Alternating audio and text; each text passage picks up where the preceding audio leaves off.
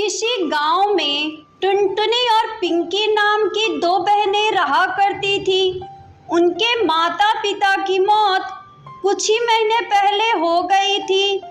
एक दिन दोनों बहनें भोजन मांगने पड़ोसी के घर जाती हैं।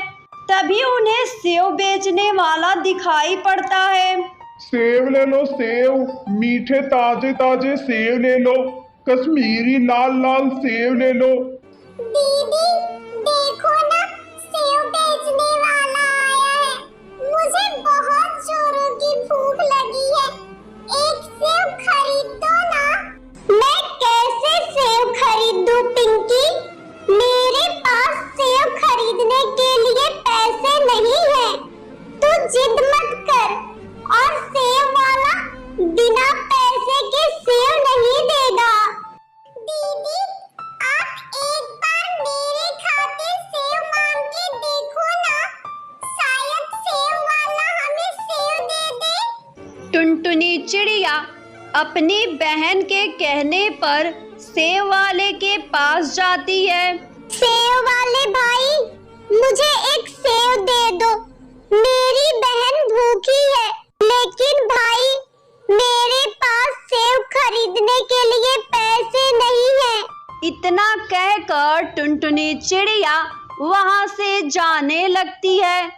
तभी कालू कौवे को उस पे दया आ जाती है। वो टुनटुनी से कहता है, ये लो बहन सेव, और तुम्हें इसके पैसे देने की जरूरत नहीं है। ये कहकर सेव वाला उसे सेव दे देता है। सेव पाकर पिंकी चिड़िया उसे गौर से देखने लगती है। अरे पागल, तू इसे गौर से क्यों देख रही है? तुझे भूख लगी है ना? जल्दी से इसे खा ले। नहीं दीदी, मैं इसे नहीं खाऊंगी, क्योंकि मेरे दिमाग में एक आइडिया आया है। हमारे घर के पीछे जो खाली जमीन है ना, मैं उसमें इस सेव को लगा दूंगी, और जब वो पेड़ हो जाएगा तो उस पे ढेर सारे सेव लगेंगे। फिर हम जब चाहे तब तोड़कर सेव खा सकते हैं।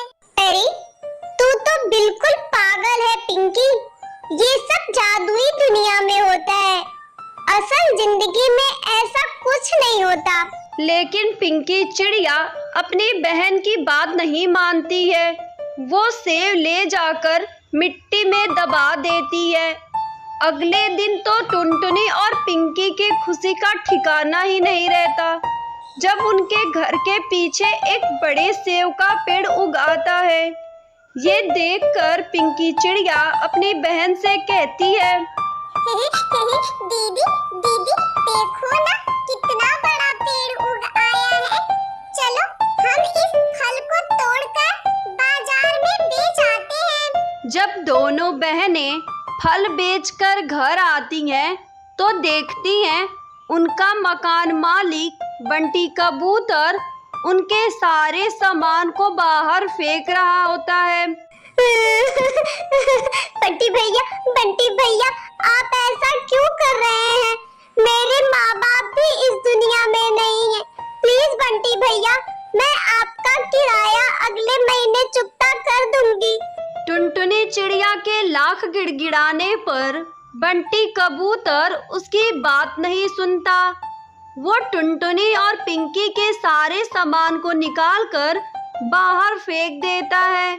उसके बाद दोनों बहनें सेव के पेड़ के पास जाकर जोर जोर से रोने लगती हैं। तभी उस जादुई पेड़ से एक आवाज आती है, टुनटुनी, पिंकी, तुम रो मत, मैं एक जादुई पेड़ हूँ, मैं अभी तुम्हारे लिए घर बना देता हूँ। जादुई पेड़ के इतना कहते ही सेव का घर बनकर तैयार हो जाता है। ये देखकर दोनों बहनें बहुत ही खुश हो जाती हैं और खुशी खुशी अपनी जिंदगी वहीं बिताने लगती हैं।